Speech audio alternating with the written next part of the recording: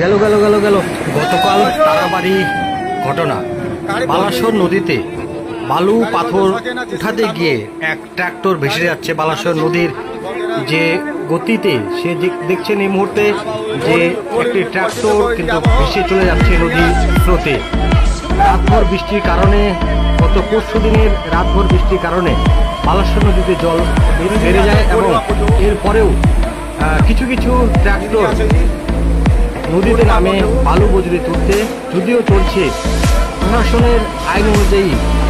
এই মুহূর্তে 3 মাস ধরে গ্রিন ট্রাইব্যুনাল আইনত নদী থেকে বালু পাথর উত্তোলন কিন্তু বন্ধ রয়েছে, তবুও এরা মানছে না।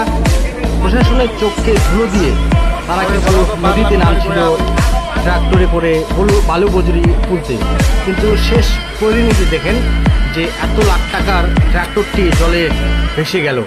দেখছেন সেই চিত্র শিলিগুড়ি ডেইলি নিউজের পর্দায় সরাসরি যে তারাবাড়ির ঘটনা। তারাবাড়িতে অনায়াসেই বহু ট্রাক্টর বালু পাথর উত্তোলন হয়, ওরা কোনো মানছে না আইনের নিয়ম কানুন।